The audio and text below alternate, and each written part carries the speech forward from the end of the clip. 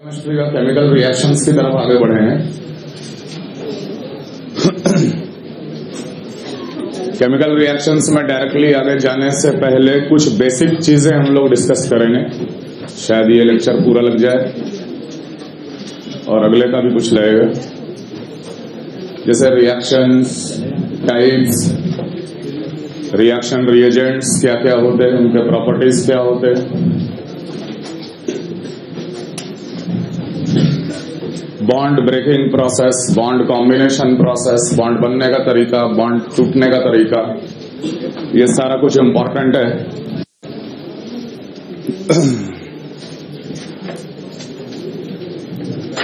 देखो, organic reaction start करने के पहले हम सबसे इंपॉर्टेंट बात ये आप लोगों को आज ही बता दें कि रिएक्शंस दिन पर दिन इंक्रीज करेगा, एक्सपोनेंशियली इंक्रीज करेगा।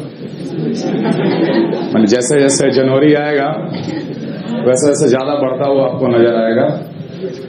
ऑर्गेनिक केमिस्ट्री के सारे रिएक्शंस याद करने का सिर्फ एक ही तरीका है, रिवीजन। उसके पीछे और कोई शॉर्टकट नहीं है। जनरल कंप्लेंट यही रहता, सर इतना हो गया कि समझ में नहीं आ रहा कि कहां से शुरू करें कहां से खत्म करें। तुम शुरू से ही ऐसा अपना एक टाइम टेबल मेंटेन करो जिसमें कि ऑर्गेनिक केमिस्ट्री आप कम से कम आधा घंटा 45 मिनट हर रोज देखें। हर रोज देखोगे रिएक्शंस याद हो जाएगा। रिएक्शंस याद अल्टीमेटली रखना पड़ता है। समझ में तो सब कुछ आएगा, नो डाउट, सारे रिएक्शन, सारे मैकेनिज्म, क्यों कैसे कैसे हो रहा है, कैसे प्रोडक्ट बन रहा है, सब कुछ। लेकिन एंड टाइम पे अगर याद ही नहीं आया वो रिएक्शन तो क्या फायदा। तो रिएक्शन का रिएजेंट देखकर आपको याद रखना पड़ेगा रिएक्शन। जैसे फॉर एग्जाम्पल Br2CCl4, जैसे ही देखेंगे तुरंत दिमाग में आना चाहिए कि हाँ भाई ये अल्कीन पे एडिशन है। Br2HNu, Br2CCl4 अलग अलग चीज है। अल्कोहलिक KOH, एक्वस KOH अलग अलग चीज है। तो रिएजेंट देखकर रिएक्शंस को याद रखना और हर रिएक्शन का अपने लैंग्वेज में 2-3 लाइन का शॉर्ट सिनॉप्सिस, शॉर्ट समरी जरूर तैयार रखना। मैकेनिज्म तीसरा प्रायोरिटी है। पहला प्रायोरिटी रिएक्शन देखकर याद हो जाना चाहिए कि कौन सा रिएक्शन है। रिएजेंट देखे और पहचान के कि कौन सा रिएक्शन है। दूसरा चीज, हम हर रिएक्शन में डायरेक्ट प्रोडक्ट लिखना सिखाएंगे कि ये अगर रिएक्शन आ गया तो डायरेक्ट कैसे शॉर्टकट से प्रोडक्ट लिख दिया जाता है, वो याद रखना है। और तीसरा स्टेप में मैकेनिज्म याद रखना है। समझ में आ रहा? मैकेनिज्म रिलेटेड सवाल 1 या 2 आएगा। आईआईटी में हर साल आता है, आएगा ही आएगा, लेकिन ज्यादा नहीं, 1 या 2 ही आता है। ज्यादातर सवालों में आपसे डायरेक्ट प्रोडक्ट पूछा जाता है। तो डायरेक्ट प्रोडक्ट हमेशा याद रखना। हर रिएक्शन में हम एक लाइन में ये रिएक्शन ये होता है, वो याद कर लेना पड़ेगा आपको।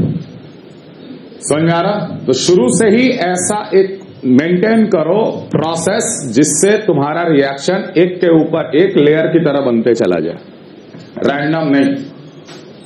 समझ में आ रहा है? खैर, आज तो हम लोग बहुत बेसिक चीज डिस्कस करेंगे। लिखिए, बॉन्ड क्लीवेज।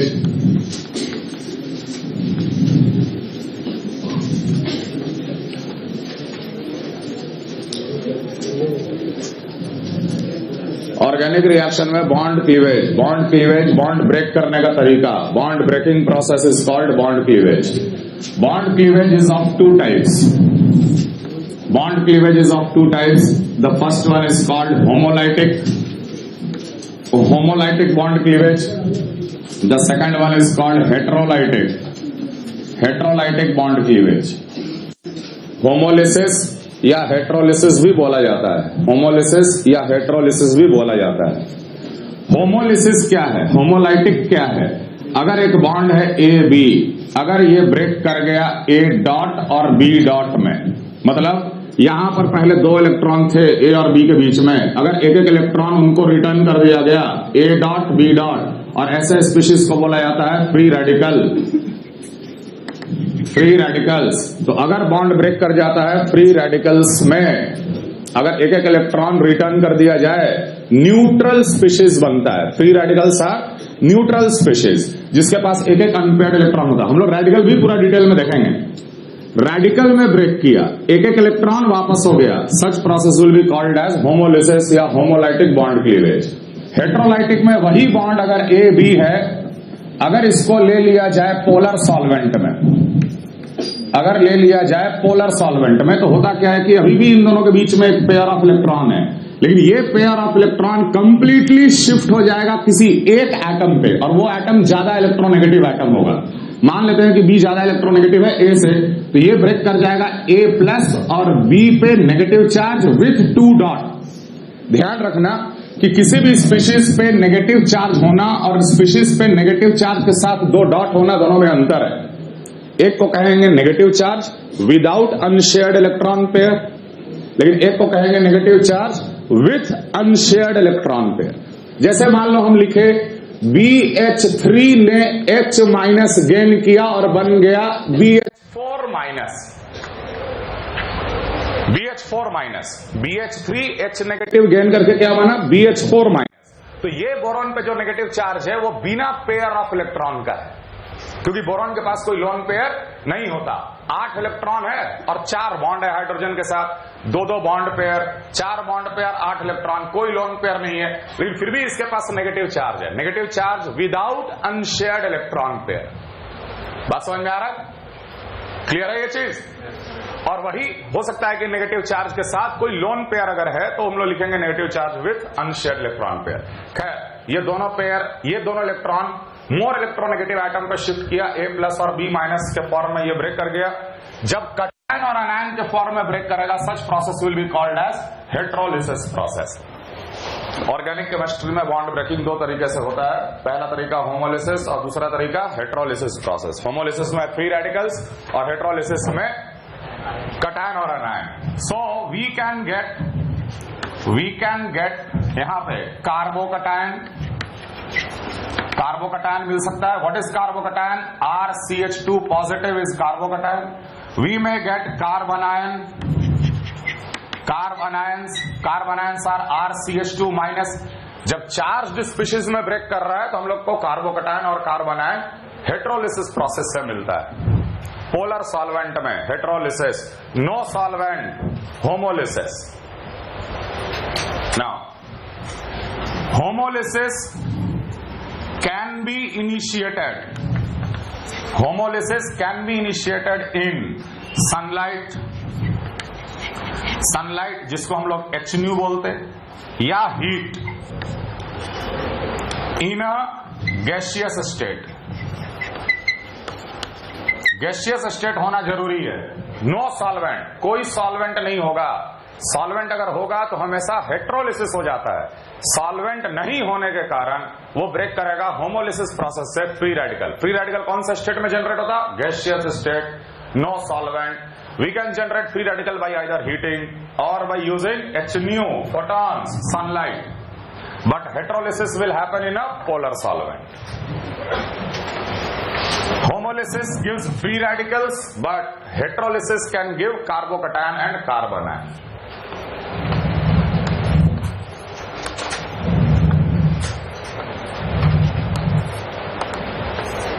एक इंपॉर्टेंट और बात ध्यान रखना, less energy is required for homolysis, but more energy is required for heterolysis. More energy is required for heterolysis. कारण होमोलिसिस में 2 न्यूट्रल स्पीशीज को सेपरेट किया जा रहा है। इन पे कोई चार्ज नहीं है। न्यूट्रल स्पीशीज जिसपे कोई चार्ज नहीं, मतलब फोर्स ऑफ अट्रैक्शन 0, और उनको सेपरेट किया जा रहा है, इसलिए यहां पे एनर्जी क्या होगा? कम रिक्वायर्ड। लेकिन हेटेरोलिसिस में क्या हो रहा है? We are separating oppositely charged species. तो A प्लस और B माइनस को सेपरेट करने में ज्यादा एनर्जी की आवश्यकता होगी, इसलिए हेटेरोलिसिस में ज्यादा एनर्जी की रिक्वायरमेंट होता है। Because we are separating oppositely charged species. Oppositely charged species. Less energy is required because neutral species are getting separated. Neutral species are getting separated. Neutral species are getting separated. Therefore, less energy is required. Free radical neutral species होता है, उनको separate करने में कम energy की आवश्यकता होती है, लेकिन हेटेरोलिसिस में अपोजिटली चार्ज स्पीशीज को हम लोग सेपरेट कर रहे हैं, इसलिए ज्यादा एनर्जी की आवश्यकता होती है। तो बेसिकली होमोलिसिस और हेटेरोलिसिस के बारे में इतना आइडिया काफी है। कॉपी करते चले जाओ।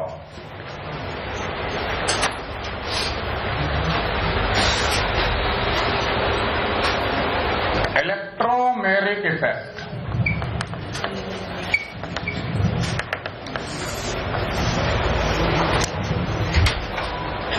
दो और टर्म हम लोग देखेंगे। हम लोग जीओसी में पढ़े हैं बहुत तरह का effect, inductive, mesomeric, hyper conjugation. Next term is electromeric effect. When a pi electrons, बिल्कुल सिस्टमेटिक तरीका से ऑर्गेनिक अब पढ़ना है, बिल्कुल सिस्टमेटिक तरीका से हर चीज नोट करते चले जाना। कोई भी ऐसा वैसा चीज हम डिक्टेट नहीं करेंगे, हर चीज का इस्तेमाल होगा। हर चीज को नोट करते चले जाओ बिल्कुल सिस्टमेटिक तरीका से समझते हुए। जहां डाउट है हाथ उठाओ, वहीं बताओ, वहीं पूछ लो। Electromeric effect, when the pi electrons completely shift, when the pi electrons completely shift, when the pi electrons completely shifts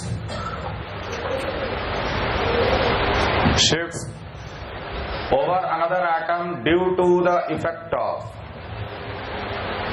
whenever the pi electrons completely shift over the another atom due to the effect of a reagent, due to the effect of a reagent,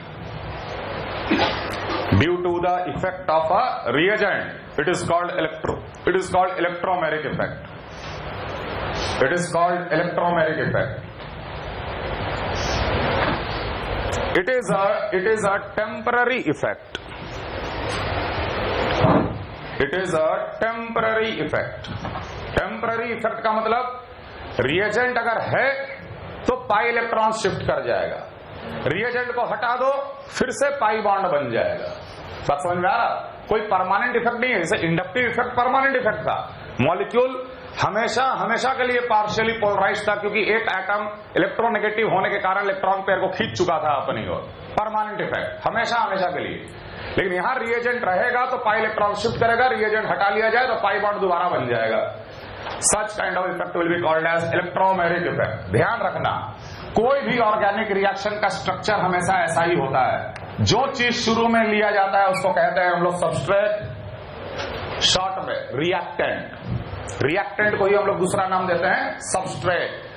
substrate को लिया जाएगा किसी reagent के साथ, और reagent will be always taken in some solvent. जिसके साथ reaction कराया जाता है उसको हम लोग क्या कहते हैं? रिएजेंट। तो रिएजेंट के प्रेजेंस में अगर सबस्ट्रेट में पाई इलेक्ट्रॉन शिफ्ट किया, such kind of shift will be called as electromeric effect. हर चीज का नॉलेज होना जरूरी है। देखो अब तक हम लोग जीओसी में सबस्ट्रेट का नॉलेज ले रहे थे। सबस्ट्रेट में इंडक्टिव इफेक्ट है, सबस्ट्रेट में मेसोमेरिक चल रहा है, सबस्ट्रेट में हाइपर कॉन्जुगेशन चल रहा है, क्या क्या फर्क पड़ता है, bond strength, bond length, etcetera etcetera.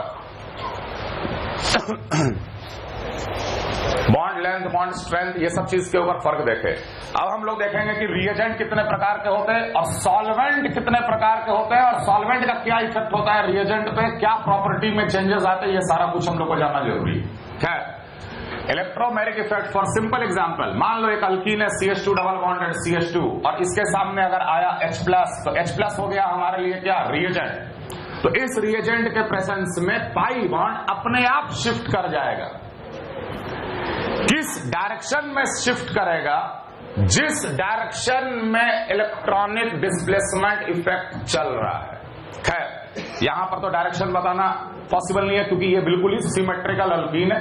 अभी समझो कि ये रिएजेंट H+, उसके प्रेजेंस में पाई इलेक्ट्रॉन अपने आप ब्रेक कर जाएगा, अपने आप शिफ्ट कर जाएगा। मान लो ऐसे शिफ्ट कर गए, तो इस शिफ्टिंग को हम लोग क्या बोलेंगे? Electromeric effect. एक कार्बन पे पॉजिटिव चार्ज आएगा, एक कार्बन पे नेगेटिव चार्ज आएगा। नेगेटिव चार्ज वाला क्या करेगा कि H+ को गेन कर लेगा, और गेन करने के बाद हमारे पास मिल जाएगा एक कार्बो cation. Such kind of effect will be called as electromeric effect. अगर ये H+ हटा लिया जाए तो ये पाई बॉन्ड दोबारा बन जाएगा। CH3CH डबल बॉन्डेड CH2 के सामने अगर आया H+ तो हम क्या बोले, उस डायरेक्शन में पाई बॉन्ड शिफ्ट करता है जिस डायरेक्शन में इलेक्ट्रॉनिक डिस्प्लेसमेंट इफेक्ट पहले से चल रहा हो।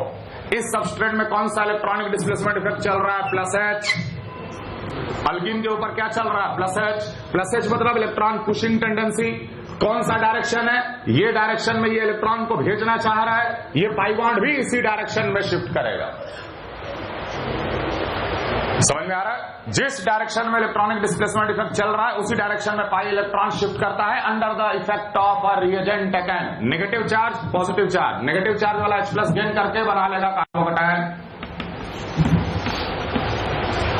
तुम बोल सकते हो कि सर क्या गारंटी है कि सिर्फ इधर ही शिफ्ट करेगा, इधर नहीं कर सकता? बिल्कुल कर सकता है, दोनों पॉसिबिलिटी है, लेकिन ये पॉसिबिलिटी 98% और उल्टे तरफ शिफ्टिंग ओनली 2%। देखो ऑर्गेनिक केमिस्ट्री में जो हम लोग प्रोडक्ट डिसाइड करते हैं वो प्रोबेबिलिटी बेस्ड होता है। ऐसा हम लोग नहीं बोल सकते कि पाई बॉन्ड इस तरफ शिफ्ट नहीं करेगा, कर सकता है, लेकिन उसका पॉसिबिलिटी इज ओनली 2%। और वैसे कार्बोकैटायन को हम लोग काउंट नहीं करते, इसलिए जिस डायरेक्शन में इलेक्ट्रॉनिक डिस्प्लेसमेंट इफेक्ट लग रहा है उसी डायरेक्शन में पाई इलेक्ट्रॉन हमेशा शिफ्ट करेगा। जैसे मान लो हम NO2 लगा देते, NO2CH डबल बॉन्डेड CH2 के सामने आया H+। नाइट्रो क्या शो कर रहा है, -M पाई बॉन्ड के ऊपर, माइनस में इलेक्ट्रॉन खींच रहा है। इलेक्ट्रॉन अगर खींच रहा है तो डायरेक्शन क्या हुआ, इधर, पाई इलेक्ट्रॉन इधर शिफ्ट करेगा। समझ में आ रहा है? अगर शिफ्ट किया तो यहां नेगेटिव, यहां पॉजिटिव, नेगेटिव वाला H+ गेन कर लेगा और बन जाएगा NO2CH2 bonded to CH2 with positive. गौर से देखो कि जो कार्बोकैटायन हम लोग बना रहे हैं it is the most stable possible carbocation also. जैसे कार्बोकैटायन यहां भी बन सकता था, कार्बोकैटायन यहां भी बन सकता था, लेकिन अगर बीच में बना तो उसको कितना हाइपर कॉन्जुगेशन मिल रहा है, 6, 3 और 3 6। लेकिन अगर यहां कार्बोकैटायन बना दे तो उसको कितना हाइपर कॉन्जुगेशन मिलता है, 2। यहां पर देख nitro minus effect positive charge को क्या करता है, डिस्टेबलाइज। अगर पॉजिटिव चार्ज यहां बनाते तो लेस स्टेबल, क्योंकि -I लग जाता ना, समझ आ रहा है? इसीलिए पॉजिटिव चार्ज देखो दूर बना है। तो जिस डायरेक्शन में इलेक्ट्रॉनिक डिस्प्लेसमेंट इफेक्ट वर्क कर रहा है उसी डायरेक्शन में पाई बॉन्ड को शिफ्ट करने से हमें मोस्ट स्टेबल पॉसिबल कार्बोकैटायन भी मिलता है। Such kind of effect will be called as electromeric effect and it is a temporary effect. Next effect all of you write, inductomeric effect.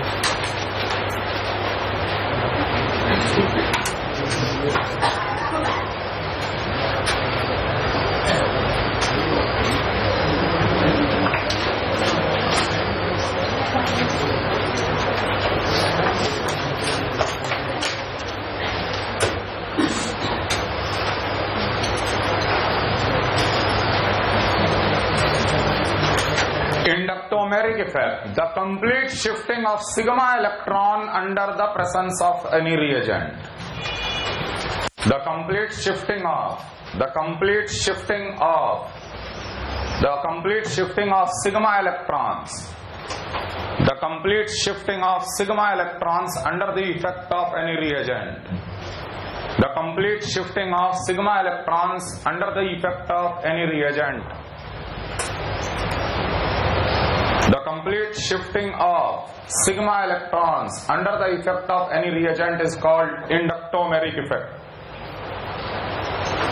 Pi electron का shifting electromeric effect, sigma electron का shifting inducto inductomeric effect, very simple. आप लोग repeater हो, आप लोग जानते हो substitution क्या होता है। जैसे OH माइनस अगर आया RCl के सामने, तो हम लोग बिल्कुल देसी तरीका से क्या दिखा देते, ये यहां अटैक मारा, ये निकल गया। ये देसी तरीका हुआ। थोड़ा इसको समझो कि अगर OH माइनस अगर आएगा RCl के सामने, तो जैसे जैसे अप्रोच करेगा वो चार्ज इंड्यूस करेगा, इसके ऊपर चार्ज इंड्यूस करेगा। कैसा चार्ज इंड्यूस करेगा? चूंकि ये नेगेटिव है तो यहां पर जो सामने है उसके ऊपर कर देगा डेल्टा प्लस और दूसरे पे कर देगा डेल्टा माइनस। ये पहला काम करेगा वो। जैसे ही आगे बढ़ेगा वो पोलराइज करेगा, बॉन्ड को पोलराइज करेगा। अगर ये स्ट्रॉन्ग रिएजेंट है तो पोलराइजेशन ज्यादा, अगर ये वीक रिएजेंट है तो पोलराइजेशन कम। कम पोलराइजेशन में हो सकता है कि बॉन्ड ना टूटे, इसीलिए हर चीज के साथ रिएक्ट नहीं करता है। समझ में आ रहा है? अगर पोलराइजेशन स्ट्रांग हुआ तो रिएक्शन होगा, पोलराइजेशन स्ट्रांग अगर नहीं हुआ तो रिएक्शन नहीं होगा। सीधा सीधा बात है। दूसरा चीज, अगर ये R को मैं ऐसे इमेजिन कर रहा हूं, कार्बन ही तो है R और इससे जुड़ा हुआ है Cl, इसके ऊपर आ चुका है डेल्टा प्लस, इसके ऊपर आ चुका है डेल्टा माइनस। डेल्टा प्लस आते ही ये OH माइनस का कहां अटैक करने का टेंडेंसी बढ़ गया? कार्बन पे। ये कार्बन के पास ही जाएगा, अटैक बन गया, कार्बन के पास ही जाएगा। इसके पास पेयर ऑफ इलेक्ट्रॉन है, पेयर ऑफ इलेक्ट्रॉन लेकर आगे बढ़ रहा है। तो अगर वो पेयर ऑफ इलेक्ट्रॉन लेकर आगे बढ़ रहा है तो वो पेयर ऑफ इलेक्ट्रॉन कहीं ना कहीं ऑक्यूपाई होना है ना भाई। इलेक्ट्रॉन कहां ऑक्यूपाई होगा? ऑर्बिटल में। Let's come to the molecular orbital theory. Molecular orbital theory कहता है कि दो तरह के मॉलिक्यूलर ऑर्बिटल होते हैं, बॉन्डिंग, एंटी बॉन्डिंग। बॉन्डिंग हमेशा दो न्यूक्लियस के बीच में होता है, एंटी बॉन्डिंग न्यूक्लियस के लेफ्ट तरफ और राइट तरफ होता है, बीच में कभी नहीं होता। बॉन्डिंग मॉलिक्यूलर ऑर्बिटल के वजह से बॉन्ड बनता है, एंटी बॉन्डिंग मॉलिक्यूलर ऑर्बिटल के वजह से बॉन्ड कैंसल होता है। देख, कार्बन का न्यूक्लियस, Cl का न्यूक्लियस, ऐसे ही समझना, कार्बन का न्यूक्लियस, Cl का न्यूक्लियस, बीच में बॉन्ड है। बॉन्ड है मतलब कि ये क्या होगा? BMO, bonding molecular orbital. अगर इसका ये बॉन्डिंग मॉलिक्यूलर ऑर्बिटल का नतीजा है ये बॉन्ड, तो जरूर कार्बन के पास होगा एंटी बॉन्डिंग मॉलिक्यूलर ऑर्बिटल भी, ABMO भी प्रेजेंट होगा, जो न्यूक्लियस के लेफ्ट साइड, इसका न्यूक्लियस के राइट साइड। बात समझ में आ रहा है? एंटी बॉन्डिंग कभी भी न्यूक्लियस के बीच में नहीं होता। ये OH माइनस इस खाली एंटी बॉन्डिंग मॉलिक्यूलर ऑर्बिटल में क्या करता है कि अपना पेयर ऑफ इलेक्ट्रॉन ऑक्यूपाई करा देता है। पेयर ऑफ इलेक्ट्रॉन ऑक्यूपाई कराया तो एंटी बॉन्डिंग में भी 2 इलेक्ट्रॉन आया, बॉन्डिंग में भी 2 इलेक्ट्रॉन है। तो जब बॉन्डिंग में 2 इलेक्ट्रॉन और एंटी बॉन्डिंग में भी 2 इलेक्ट्रॉन, तो बॉन्ड ऑर्डर कितना? 0। बॉन्ड ऑर्डर क्या होता है? Bonding electron minus anti bonding electron divided by 2। जब 2 इलेक्ट्रॉन बॉन्डिंग में, 2 इलेक्ट्रॉन एंटी बॉन्डिंग में, तो बॉन्ड ऑर्डर मतलब कितना आ जाएगा? 0। और बॉन्ड ऑर्डर का 0 मतलब कि बॉन्ड है ही नहीं। तो जैसे ही 2 इलेक्ट्रॉन आया तो हम लोग क्या करते हैं कि ये बॉन्ड कैंसल हो जाएगा। तो ये एरो से हम लोग जो निकाल देते हैं ना Cl को, एक तरह से बॉन्ड को कैंसल करते हैं। OH माइनस R पे अटैक किया, Cl माइनस निकल गया। तो एक्चुअली क्या हो रहा है कि ये सिग्मा इलेक्ट्रॉन था, ये सिग्मा इलेक्ट्रॉन कंप्लीटली शिफ्ट कर जाएगा इसके ऊपर, किसके इफेक्ट में? रिएजेंट के इफेक्ट में, और ये बन जाएगा ROH प्लस Cl माइनस। तो ultimately the sigma electron is getting shifted over the another atom due to the effect of any reagent taken. Such kind of effect will be called as inductomeric effect.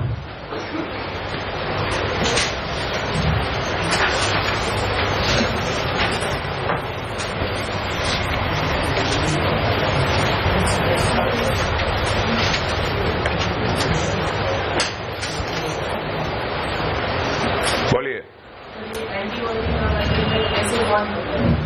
Anti bonding नहीं, जब ये वाला जब cancel हो जाएगा, जब ये cancel हो गया तो 2 ही इलेक्ट्रॉन बचाना, लेकिन वो कन्वर्ट होगा, फिर बॉन्डिंग में कन्वर्ट होगा। हटाने के बाद अगर हम उसका इलेक्ट्रॉनिक कॉन्फ़िगरेशन देखेंगे तो वो बॉन्डिंग मॉलिक्यूलर ऑर्बिटल में 2 इलेक्ट्रॉन ऑक्यूपाई करेगा। क्लियर?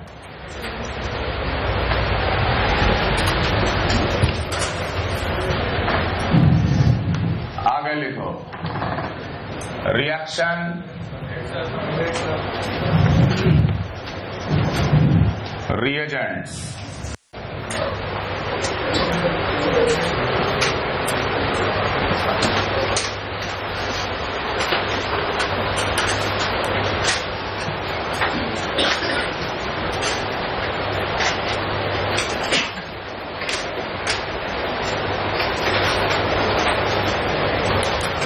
रिएक्शन रिएजेंट दो प्रकार के होते हैं, electrophiles,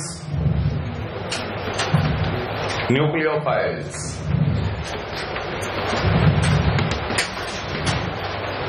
reaction reagents are of two types, electrophile, nucleophile. Phile मतलब लविंग, एक है इलेक्ट्रॉन लविंग और एक है न्यूक्लियस लविंग, माने पॉजिटिव चार्ज लविंग। इलेक्ट्रोफाइल्स, तो basically electrophiles are electron deficient species. They have a tendency to gain electron. They get attracted towards negative charge density.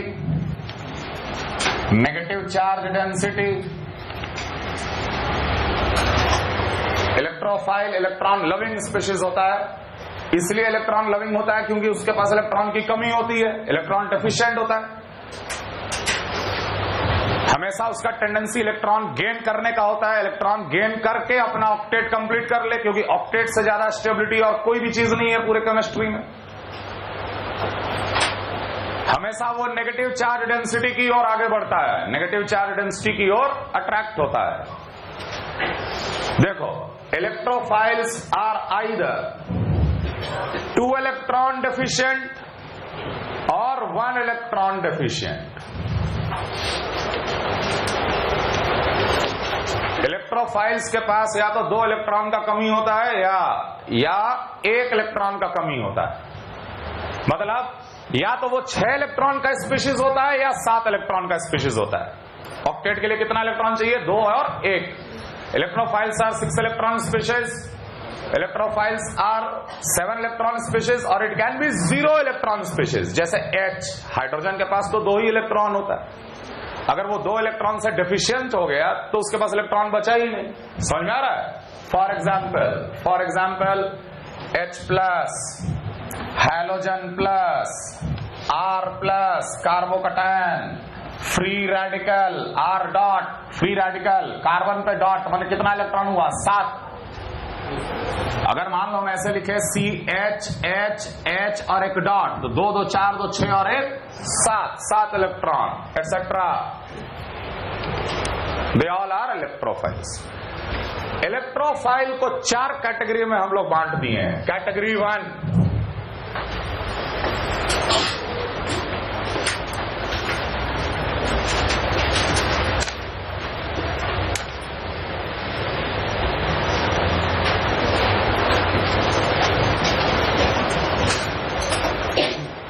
Category 1,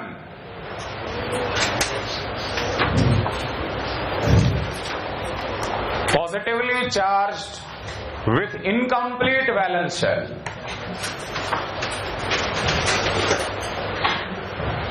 Positively charged with incomplete valence shell. Positively charged with incomplete valence shell. सारे positively charged reagent जिनका valence shell incomplete है, incomplete माने या तो 6 electron वाला है या तो 0 इलेक्ट्रॉन वाला है, सारे के सारे कैटेगरी 1 में। Positively charged with incomplete valence shell, incomplete valence shell, जैसे H plus, halogen plus, NO2 plus, R, C double bonded O plus,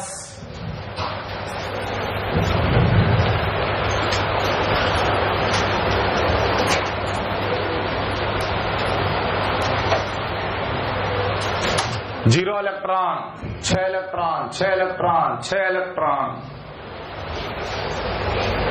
RCH2 plus carbocations और ऑल्सो इलेक्ट्रोफाइल, 6 इलेक्ट्रॉन कार्बन। ये सारे के सारे कैटेगरी 1 में, इलेक्ट्रोफाइल का category 1, they are electron deficient in nature. Note करो, category 1 वाला ऑल आर लेविस एसिड,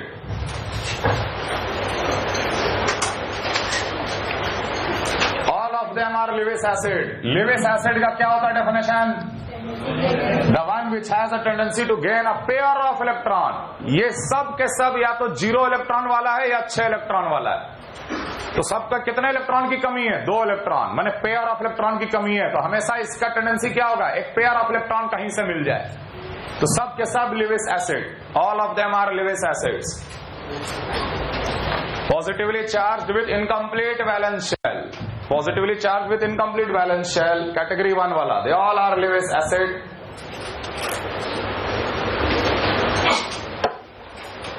अब इस कैटेगरी में 2 पॉइंट जरूर याद रखना। पहला चीज,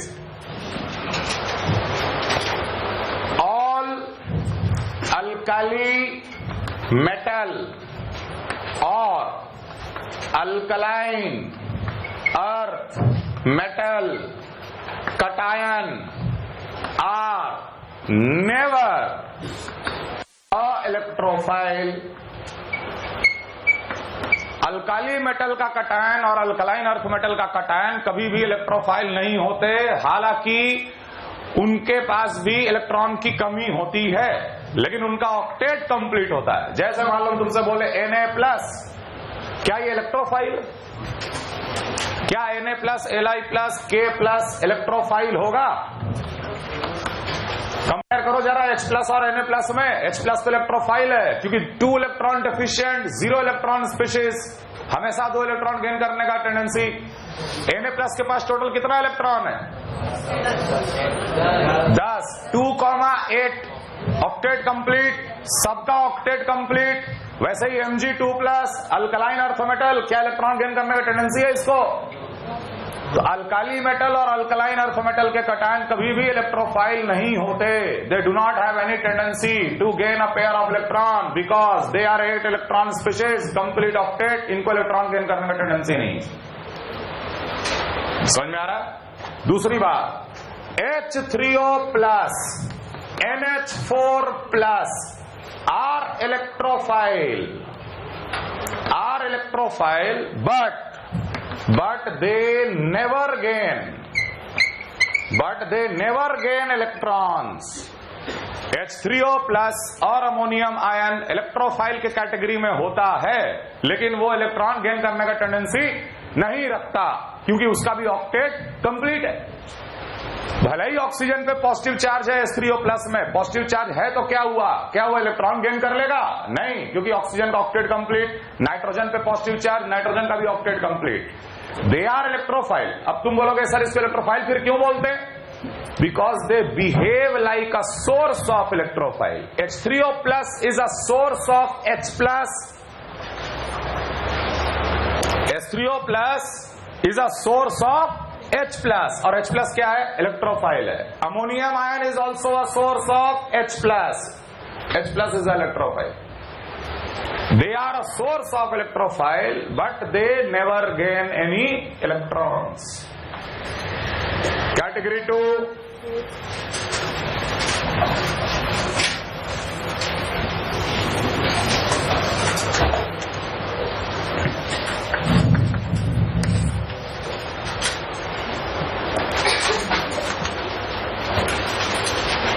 neutral with incomplete valence shell.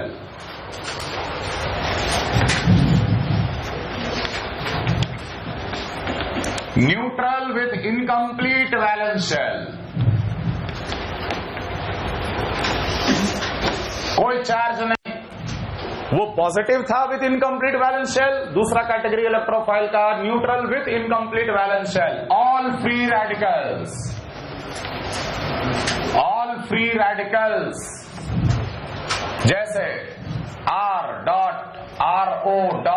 Halogen dot RC double bonded OO dot et cetera, ये सबों के पास टोटल कितना इलेक्ट्रॉन है? 7 इलेक्ट्रॉन है। जैसे ऑक्सीजन 2 इलेक्ट्रॉन, 2 4, 2 6, 2 लोन पेयर और 1 डॉट है। सारे फ्री रेडिकल 7 इलेक्ट्रॉन के स्पीशीज होते हैं और न्यूट्रल होते हैं। Neutral with incomplete valence shell, सारा फ्री रेडिकल। ध्यान रखना, फ्री रेडिकल्स इलेक्ट्रोफाइल होता है, 1 इलेक्ट्रॉन गेन करने का टेंडेंसी रखता है हमेशा, ताकि वो अपना ऑक्टेट कंप्लीट कर ले। They are not a Lewis acid, क्योंकि 1 इलेक्ट्रॉन गेन करने का टेंडेंसी को लिविस एसिडिक बिहेवियर नहीं कहते, हमेशा पेयर ऑफ इलेक्ट्रॉन गेन करने का बिहेवियर को लिविस एसिडिक बिहेवियर कहते हैं। तो फ्री रेडिकल इलेक्ट्रोफाइल है लेकिन लिविस एसिड नहीं है। क्लियर है ये चीज? यहां तक किसी को कोई दिक्कत? यहां पर किसी को कोई दिक्कत? ठीक है। Lewis acids like boron trihalide, aluminium trihalide। देखो एल्यूमिनियम के पास टोटल कितना इलेक्ट्रॉन? 6। एल्यूमिनियम के पास टोटल कितना इलेक्ट्रॉन? 6। बोरॉन के पास टोटल कितना इलेक्ट्रॉन? 6। 2 electron deficient. क्या इनका वैलेंस शेल कंप्लीट है? नहीं। न्यूट्रल है कि नहीं? है। कैटेगरी 2 में ही ये फॉल करेगा, कैटेगरी 2 में ही ये आएगा। ये सारे लिविस एसिड, बोरॉन के ट्राईहैलाइड, एल्यूमिनियम के trihalide, they are electrophiles, they are electrophiles और हमेशा इलेक्ट्रॉन गेन करने का टेंडेंसी रखता है, पेयर ऑफ इलेक्ट्रॉन गेन करने का टेंडेंसी रखता है। फॉर एग्जाम्पल, अगर अल्काइल हैलाइड को AlX3 के साथ लिया जाए तो एल्यूमिनियम का टेंडेंसी क्या है? पेयर ऑफ इलेक्ट्रॉन गेन करने का। पेयर ऑफ इलेक्ट्रॉन कहां से मिलेगा? इस हैलोजन का लोन पेयर से मिलेगा। लोन पेयर खींच लिया अपनी ओर, जैसे ही लोन पेयर खींचा, हैलोजन पे पॉजिटिव चार्ज और पेयर ऑफ इलेक्ट्रॉन जब गेन किया तो एल्यूमिनियम पे नेगेटिव चार्ज। पॉजिटिव चार्ज जैसे ही आया, ये पेयर ऑफ इलेक्ट्रॉन को खींचना स्टार्ट किया और अल्टीमेटली ये बॉन्ड ब्रेक करके बन जाता है R positive plus AlX4 minus. इस तरीके से aluminium pair of electron gain करता है और ये एक इंपॉर्टेंट स्टेप है इंपॉर्टेंट रिएक्शन का। हम लोग आगे देखेंगे।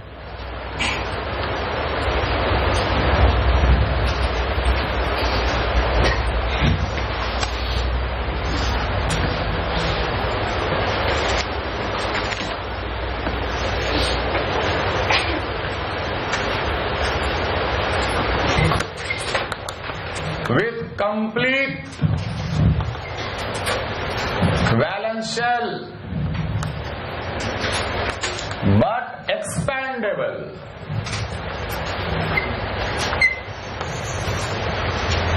वैलेंस शेल एक्सपैंडेबल माने समझ रहे हो? जिसके पास 3D हो, सिंपल सा। सेकंड पीरियड वाले एलिमेंट के पास कोई एक्सपैंडेबल वैलेंस शेल नहीं होता, लेकिन थर्ड पीरियड वाले एलिमेंट के पास valence shell can be expanded, क्योंकि उनके पास वेकेंट 3D प्रेजेंट होता है। Very simple question, like nitrogen can form NCl3 only, but phosphorus can form PCl3 as well as PCl5 because of expandable valence shell. Neutral है, complete है सब कुछ, लेकिन उसका वैलेंस शेल अगर एक्सपैंडेबल है, मतलब वैलेंस शेल अगर वेकेंट है तो उसमें इलेक्ट्रॉन का वो गेन कर सकता है। For example PCl3, SbCl5, SnCl2 etcetera. SnCl2, SnCl4 तक जा सकता। PCl3, PCl5, SbCl5 can become SbCl6। Category 4, neutral, complete valence shell, but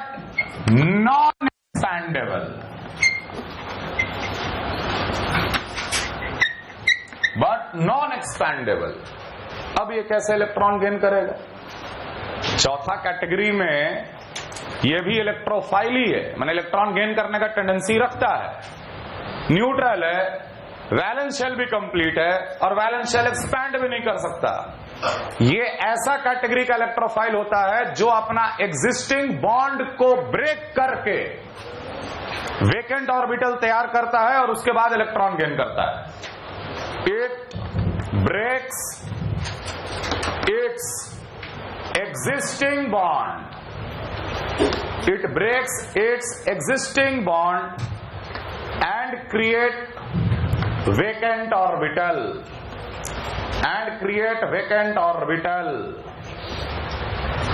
जैसे कार्बन डाइऑक्साइड SO3 या SO2, हैलोजन। जरा गौर से देखो कार्बन को, कार्बन डाइऑक्साइड में कार्बन का ऑक्टेट कंप्लीट है कि नहीं? O double bonded C double bonded O, carbon का ऑक्टेट कंप्लीट है। क्या कार्बन अपना वैलेंस शेल एक्सपैंड कर सकता? नहीं, क्योंकि वो सेकंड पीरियड का एलिमेंट है। फिर भी वो इलेक्ट्रोफाइल की तरह बिहेव करता है। देखो कैसे, मान लो कोई कार्बनायन आया, कार्बनायन मतलब कार्बन पे negative charge pair of electron के साथ, और सामने कौन है? कार्बन डाइऑक्साइड है कि नहीं? तो कार्बन डाइऑक्साइड क्या करेगा? अपना एक एग्जिस्टिंग बॉन्ड को तोड़ेगा। जो कार्बन डाइऑक्साइड में जो पाई बॉन्ड है, वो पाई बॉन्ड ब्रेक करके ऑक्सीजन पे चला गया। यहां क्या चार्ज क्रिएट होगा? पॉजिटिव। अब इस कार्बन के पास कितना इलेक्ट्रॉन हो गया? 6, क्योंकि एक पेयर अगर चला गया ऑक्सीजन के पास तो कार्बन के पास टोटल कितना इलेक्ट्रॉन हो जाएगा? 6। वेकेंट ऑर्बिटल आया कि नहीं आया? और उस वेकेंट ऑर्बिटल में ये पेयर ऑफ इलेक्ट्रॉन जाकर ऑक्यूपाई कर जाएगा। तो हम लोग उसको उल्टे तरीके से देखते हैं कि R माइनस आकर अटैक किया, पाई बॉन्ड शिफ्ट किया, और अल्टीमेटली ये बन जाता है RC double bonded O minus.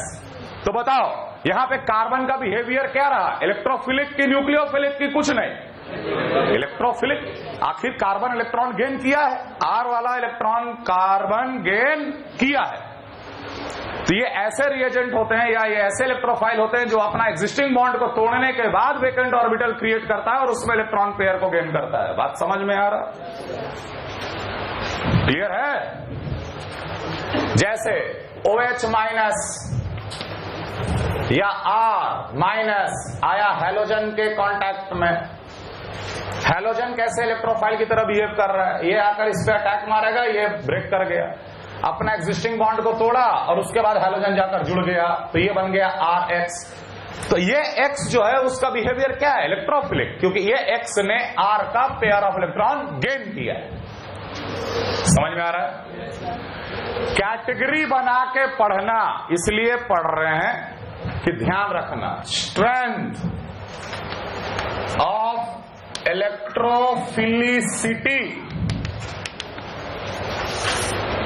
Category 1 greater than category 2 greater than category 3 greater than category 4। Electrophilicity क्या डिनोट करेगा? Tendency to gain electron. अरे हर स्पीशीज का इलेक्ट्रॉन गेन करने का टेंडेंसी सेम थोड़ी हो सकता। किसी का पावर कम है, किसी का पावर ज्यादा है। अब तुम खुद सोचो, कार्बन डाइऑक्साइड को क्या पड़ा इलेक्ट्रॉन गेन करने का? ऑक्टेट भी कंप्लीट है, सब कुछ कंप्लीट है, तो उसकी टेंडेंसी क्या है? कम। तो उसकी इलेक्ट्रोफिलिसिटी क्या हो गई? कम। लेकिन H+ का टेंडेंसी ज्यादा, H+ ज्यादा इलेक्ट्रोफिलिक है, कार्बन डाइऑक्साइड कम इलेक्ट्रोफिलिक है। तो इलेक्ट्रोफिलिसिटी मतलब tendency to gain a pair of electron, gain electron, ये होता है टेंडेंसी। और यही होगा रिएक्टिविटी, यही होगा रिएक्टिविटी। कौन फास्ट रिएक्ट करेगा, कौन स्लो रिएक्ट करेगा, यही होगा रिएक्टिविटी।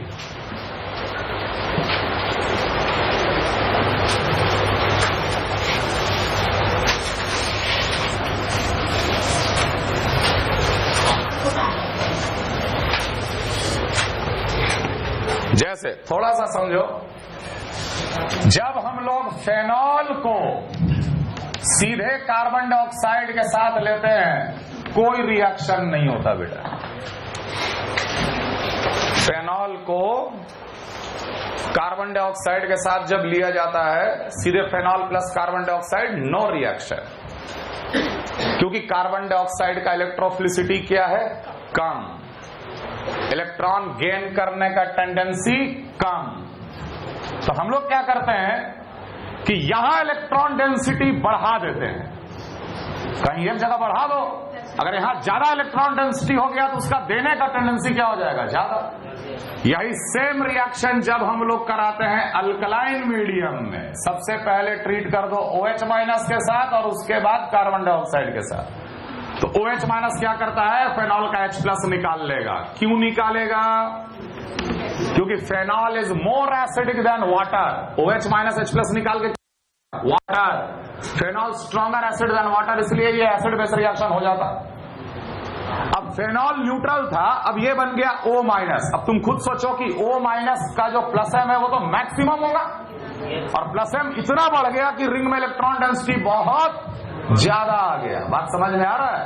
अब इसके सामने अगर कार्बन डाइऑक्साइड आता है तो ये बना लेता है ये O- और यहां पे C डबल बॉन्डेड OOH। कैसे हो रहा है वो बात की बात है, कैसे हो रहा है बात की बात है। मैं ये तुम लोग को सिर्फ दिखाना चाह रहा हूं कि ऑर्गेनिक केमिस्ट्री में हर चीज का मीनिंग होता है, फालतू का चीज नहीं रहता। जैसे कितने लोग एरो के ऊपर अरे हटाना है, 1-2 याद कर ले उसमें, Br2 CCl4, अब CCl4 रहे या कुछ भी रहे उसे क्या लेना है, लेकिन सब चीज का मीनिंग है, सब चीज का इस्तेमाल क्यों किया जा रहा है उसका reason.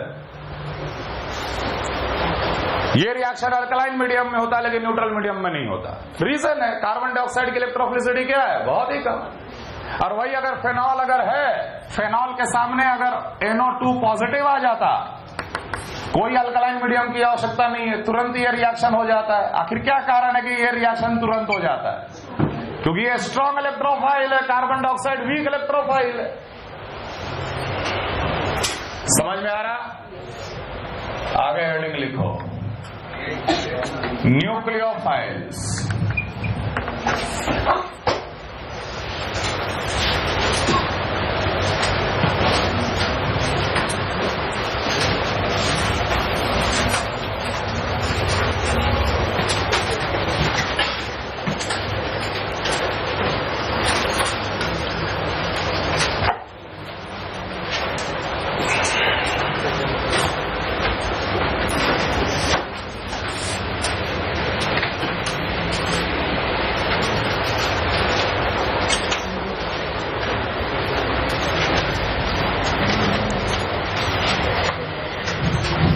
Nucleophiles, nucleus loving, positive charge loving, मतलब इलेक्ट्रॉन उसके पास भरपूर है, इलेक्ट्रॉन का कमी नहीं है। So they are electron richer species, they are electron richer species, they are electron richer species, gets attracted towards positive charge density, they gets attracted towards positive charge density. All anions are nucleophile, all anions are nucleophile, H-, R-, OH-, NH2-, RO-, RNH-, सारे anionic species nucleophile होते हैं, nucleus loving होते हैं और हमेशा वो positive charge density की ओर आगे बढ़ता है।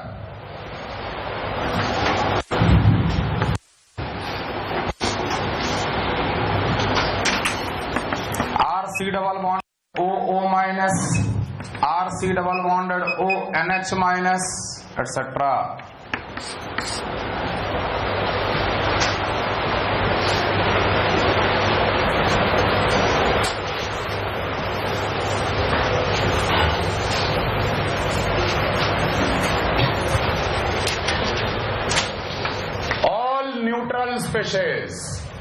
all neutral species having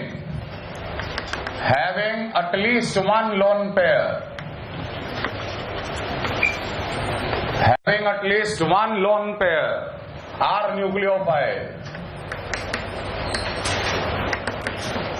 All All neutral species having at least one lone pair are nucleophile. जैसे water, ammonia,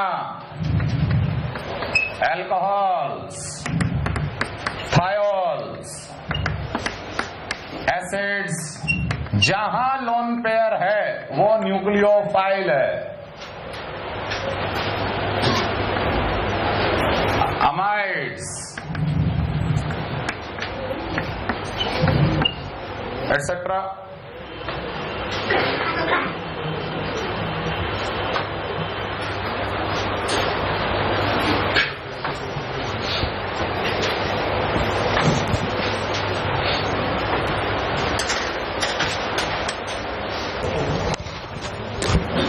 Nucleophiles are Lewis base.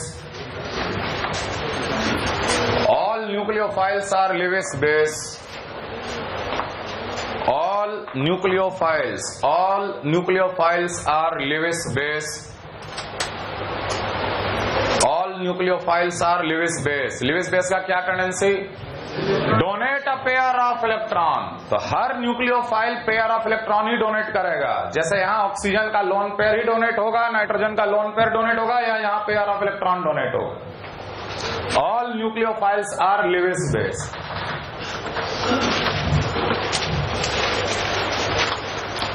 All species which has a tendency to donate pi electrons are also nucleophiles. जैसे benzene, जैसे alkenes, alkynes, they all are nucleophile. Alkyne अपना pi electron H+ को दिया था. जब electromeric effect पढ़ा रहे थे तो इलेक्ट्रोमेरिक इफेक्ट में क्या हुआ? पाई इलेक्ट्रॉन ब्रेक किया और वो H+ को डोनेट हो गया. H+ आकर जुड़ गया, है कि नहीं? तो जो स्पीशीज अपना पाई इलेक्ट्रॉन डेंसिटी को डोनेट कर सकता है वो सारे के सारे न्यूक्लियोफाइल होते हैं. बेंजीन भी अपने आप में न्यूक्लियोफाइल है, अल्कीन्स भी न्यूक्लियोफाइल है, अल्काइन्स भी न्यूक्लियोफाइल है. क्लियर ना? हर न्यूक्लियोफाइल के लिए हम लोग डिफाइन करते हैं एक टर्म कॉल्ड न्यूक्लियोफिलिसिटी. जैसे इलेक्ट्रोफाइल के लिए electrophilicity. What is electrophilicity? It is the tendency to gain the pair of electron. किसी का टेंडेंसी ज्यादा, किसी का टेंडेंसी कम. वैसे ही what is nucleophilicity? Nucleophilicity is the tendency to donate a pair of electron. लेकिन ऐसे नहीं, क्योंकि न्यूक्लियोफिलिसिटी और बेसिक स्ट्रेंथ दो अलग अलग टर्म हैं. बेस क्या होता है? जिसका टेंडेंसी होता है पेयर ऑफ इलेक्ट्रॉन डोनेट करने का. न्यूक्लियोफाइल क्या होता है? जिसका टेंडेंसी होता है पेयर ऑफ इलेक्ट्रॉन डोनेट करने का. दोनों तो सेम ही चीज बोल रहे हैं, लेकिन न्यूक्लियोफिलिसिटी और बेसिक स्ट्रेंथ दो अलग अलग टर्म हैं. और ये टर्म को क्लियरली समझ लो. ऐसे समझो, मान लो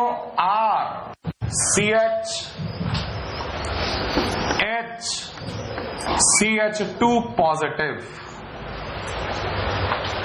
एक कार्बोकैटायन. इस कार्बोकैटायन के पास आया एक B नेगेटिव टाइप का स्पीशीज. ये न्यूक्लियोफाइल है कि नहीं? है. ये बेस है कि नहीं? है. क्यों नहीं है? बेस भी है. और तो एक बात जरूर ध्यान रखना, all nucleophiles are base and all bases are nucleophile. All nucleophiles are base and all bases are nucleophile. Base जब बोलते हैं तो बेसिक स्ट्रेंथ में बात करते हैं. न्यूक्लियोफाइल जब बोलते हैं तो न्यूक्लियोफिलिसिटी में बात करते हैं. उस स्पीशीज का एक टाइम पे कोई एक ही बिहेवियर डोमिनेटिंग होगा. या तो वो न्यूक्लियोफाइल की तरह बिहेव करेगा या तो वो बेस की तरह बिहेव करेगा. क्लियरली ध्यान देना. अगर ये B- जाकर कार्बोकैटायन के साथ जुड़ जाता है और ये बन जाता है RCH2 CH2 bonded to B. तो ये B माइनस ने अपना न्यूक्लियोफिलिक बिहेवियर शो किया है।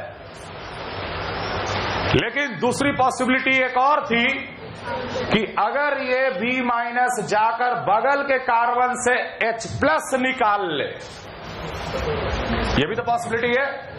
H प्लस निकल गया तो कार्बन पे क्या चार्ज आएगा? माइनस, और माइनस और प्लस मिलके क्या बना देगा यहां पर? Pi bond. तो अगर ये RCH डबल बॉन्डेड CH2 बन गया और B ले गया H प्लस, तो इस प्रोसेस में इसने अपना बेसिक स्ट्रेंथ को डिनोट किया, बेसिक स्ट्रेंथ शो किया।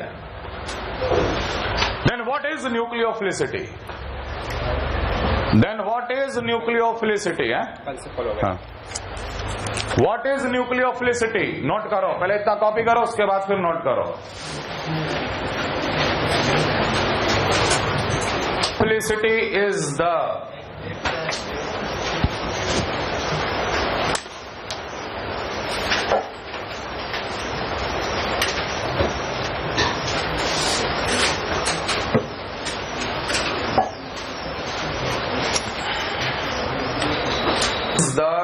kinetic transfer of negative charge. Nucleophilicity is the kinetic transfer of the negative charge. Nucleophilicity is the kinetic transfer of the negative charge towards positive charge density. Towards positive charge density. Towards positive charge density. Kinetic transfer. ध्यान रखना, R positive के सामने आया एक B1 negative charge के साथ, वही R positive के सामने आया B2 नेगेटिव चार्ज के साथ। ट्रांसफर ऑफ नेगेटिव चार्ज माने क्या? अगर ये अपना नेगेटिव चार्ज इस पॉजिटिव चार्ज को ट्रांसफर कर देगा तो चार्ज न्यूट्रलाइज हो जाएगा और बॉन्ड बन जाएगा। इनडायरेक्टली बोल रहा है बॉन्ड बनना, काइनेटिकली बॉन्ड बनना। काइनेटिकली मतलब कौन कितना फास्ट ट्रांसफर कर सकता है। जो जितना फास्ट नेगेटिव चार्ज को ट्रांसफर करेगा, या यूं बोलो जो जितना फास्ट कोवलेंट बॉन्ड बनाएगा, वो उतना अच्छा न्यूक्लियोफाइल कहलाएगा। अगर ये B1 जल्दी जाकर जुड़ गया कार्बोकैटायन के साथ, B2 अगर देर में जुड़ता है कार्बोकैटायन के साथ, हम बोलेंगे कि B1 का न्यूक्लियोफिलिसिटी ज्यादा है B2 से। आगे लिखिए, it is the tendency to form a covalent bond.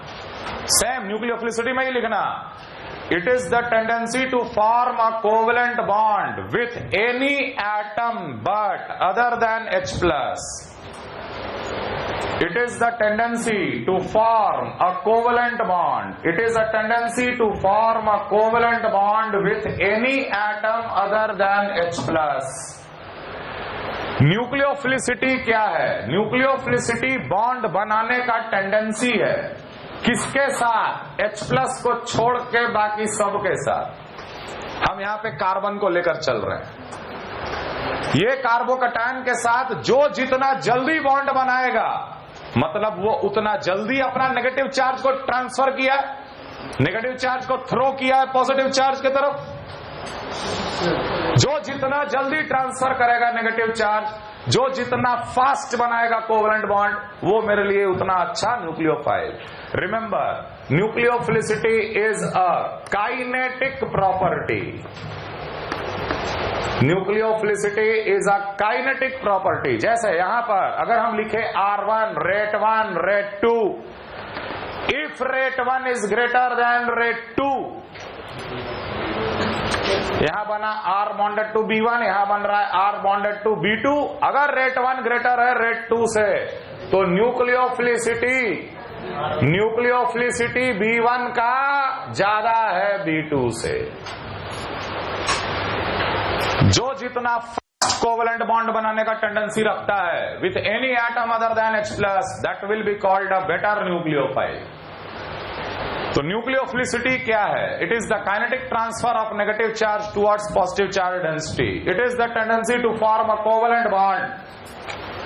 Faster is the charge transfer, faster will be the bond formation, better will be the nucleophile. समझ में आ रहा? जो जितना जल्दी कोवेलेंट बॉन्ड बना सकता है, जो जितना जल्दी अपना नेगेटिव चार्ज थ्रो कर सकता है, ट्रांसफर कर सकता है, वो उतना बेटर न्यूक्लियोफाइल कहलाएगा। हम लोग देखेंगे कौन कौन सा स्पीशीज ज्यादा अच्छा न्यूक्लियोफाइल है, कौन poor nucleophile.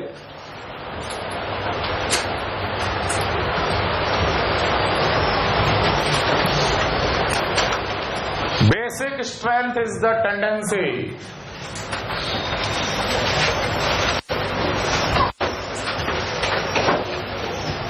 Basic strength is a tendency to form a covalent bond with H plus. Basic strength is a tendency to form a covalent bond with H plus. Basic strength is a tendency to form a covalent bond with H plus only. And the strength is decided by the stability of conjugate acid. Basic strength is the tendency to form a covalent bond with H plus only. And its strength is decided by the stability of conjugate acid. जैसा देखो, मान लो तुम्हारे सामने एक ऐसा example है कि भाई B माइनस ने H प्लस गेन किया और बना लिया BH, A माइनस ने भी H प्लस गेन किया और बना लिया A बॉन्डेड टू H। और अगर हम तुमसे बोले जा रहे इन दोनों में कौन ज्यादा बेसिक स्ट्रेंथ वाला, तो ये क्या कहलाएगा? कॉन्जुगेट एसिड कहलाएगा। जब बेस H प्लस गेन कर लेता है तो क्या बनता है? Conjugate acid.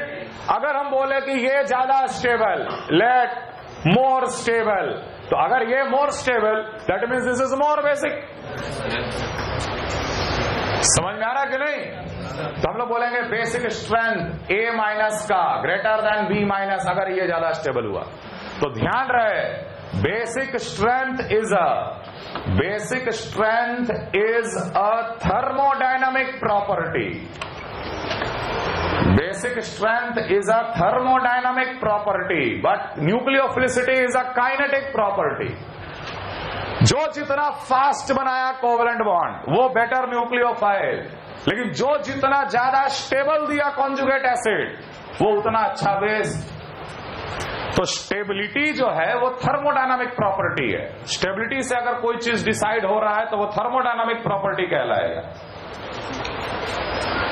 समझ में आ रहा है? तो ये दोनों में बेसिकली ये डिफरेंस है, न्यूक्लियोफिलिसिटी और basic strength. Basic strength is the tendency to gain H plus या form a covalent bond with H plus, लेकिन nucleophilicity is the tendency to form a covalent bond with any atom but other than H plus.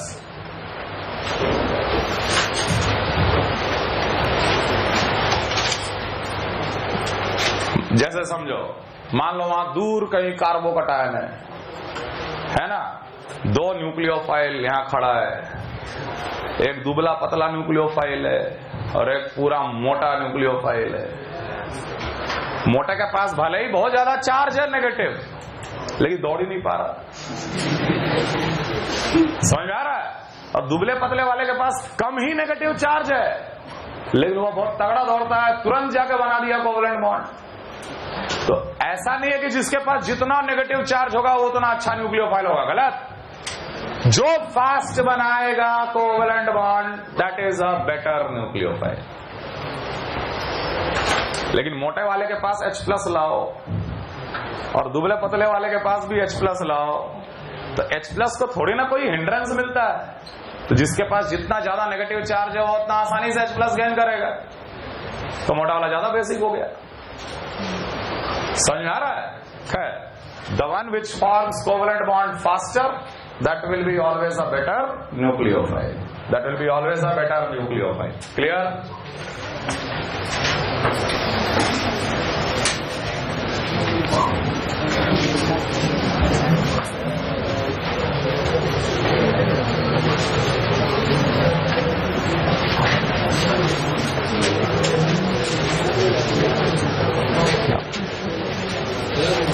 Note करो, nucleophilicity depends on Nucleophilicity depends on.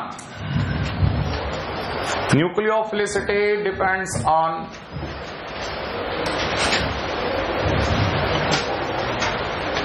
पहला point charge.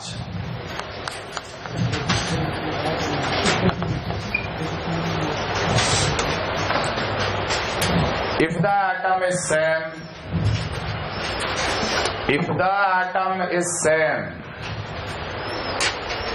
if the key atom is same, key atom मतलब concerned atom, जो atom nucleophile है. अब water में हर atom nucleophile थोड़ी है, oxygen nucleophile है, तो वाटर में हम लोग किसको देखेंगे? ऑक्सीजन को देखेंगे. If the key atom is same then higher is the negative charge density. Higher is the negative charge density छोड़ो, higher is the negative charge, higher is the negative charge, more will be the nucleophilicity as well as basic strength. More will be the nucleophilicity as well as basic strength. Higher is the negative charge, more will be the nucleophilicity as well as basic strength. देखो, nucleophilicity और basic strength कभी कभी parallel होता है और कभी कभी opposite. Parallel होना मतलब जो ज्यादा न्यूक्लियोफिलिक है वही ज्यादा बेसिक भी है. पैरेलल होना. अगर मेरे पास दो चीज दे दिया गया, पूछा गया कि कौन सा ज्यादा न्यूक्लियोफिलिक, ओके पहला. कौन सा ज्यादा बेसिक, पहला. तो बोलेंगे nucleophilicity and basic strength both are parallel. Opposite मतलब हो सकता है जो ज्यादा न्यूक्लियोफिलिक है वो कम बेसिक है. तो दोनों पॉसिबिलिटी है. जब एटम सेम होता है तो न्यूक्लियोफिलिसिटी और बेसिक स्ट्रेंथ हमेशा पैरेलल चलता है. The better nucleophile is the better base also. For example H2S का न्यूक्लियोफिलिसिटी HS माइनस से कम और S2 माइनस से कम, माने H2 माइनस का न्यूक्लियोफिलिसिटी सबसे ज्यादा. तो यही हो जाएगा न्यूक्लियोफिलिसिटी का order. Nucleophilicity and basic strength दोनों का यही ऑर्डर होगा. सिमिलरली अगर हम वाटर कंसिडर किए तो water is less nucleophilic than OH minus. OH माइनस is a better nucleophile than water. Oxygen पे नेगेटिव चार्ज और यहां ऑक्सीजन पे न्यूट्रल, कोई चार्ज नहीं. ज्यादा न्यूक्लियोफिलिक, ज्यादा बेसिक भी. Similarly ammonia is a less basic, less nucleophilic than NH2 minus. RC double bonded OOH is less nucleophilic, less basic than RC double bonded OO minus. But remember one important exception. Nucleophilicity में एक important exception है कि ammonia भले ही neutral है वो ज्यादा nucleophilic होता है RC double bonded O minus से. Ammonia is a better nucleophile, better base than RC double bonded OO minus. तो अगर की एटम सेम है तो जैसे जैसे नेगेटिव चार्ज बढ़ेगा वैसे वैसे न्यूक्लियोफिलिसिटी और बेसिक स्ट्रेंथ भी बढ़ेगा. एक और alcohol is less basic, less nucleophilic than RO minus. Thiols, RSH is less nucleophilic, less basic than RS minus. Sulfur is the key atom.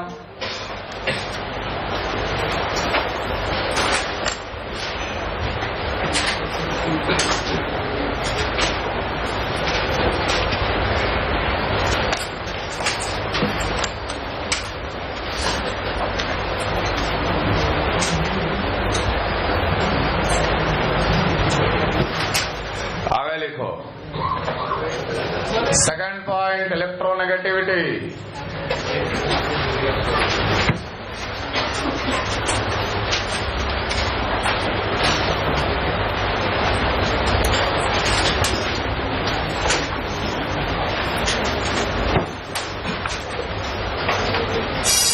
Along the period from left to right, along the period from left to right, electronegativity increases. Along the period from left to right, the electronegativity increases. Therefore, the basic strength and nucleophilicity both decreases.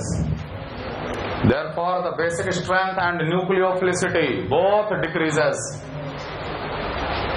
ध्यान रहे कि electronegativity का concept हम लोग सिर्फ along the period लगाते हैं, याद है ये बात?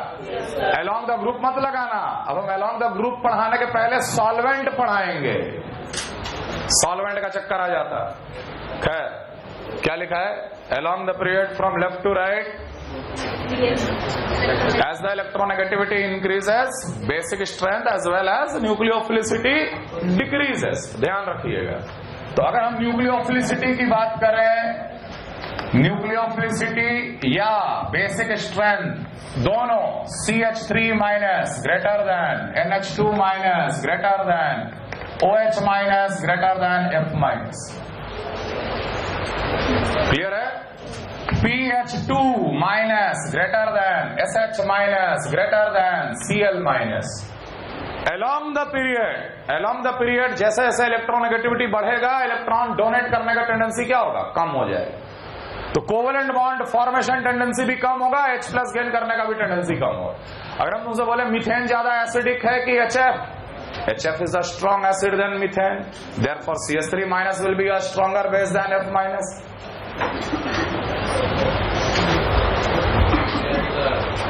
नींद नहीं मारना है यहाँ पे। आज से जो ऑर्गेनिक केमिस्ट्री शुरू हुआ है, यही असली ऑर्गेनिक है। एक बात ध्यान रखना, अभी नींद मारोगे एकदम दिसंबर में फ्लैट खत्म, दिसंबर तक भी नहीं झेल पाओगे ऑर्गेनिक। नवंबर, दिसंबर, जनवरी 3 महीना में सारा रिएक्शन आने वाला है। Be mentally prepared and be systematic. शुरू से ही हम बार बार बोल रहे हैं, देख, क्योंकि मेरा हर साल का एक्सपीरियंस है कि जैसे ही ऑर्गेनिक बीच में जाता है, स्टूडेंट आने लगते हैं मेरे पास, सर क्या करें, अब क्या करें? तो अब क्या करोगे? और हमेशा हम शुरू में ये बात बोलते हैं, अभी से सिस्टमेटिक, अभी से रेगुलर और अभी से रिवीजन का हैबिट। अगले क्लास में डिस्कस करें।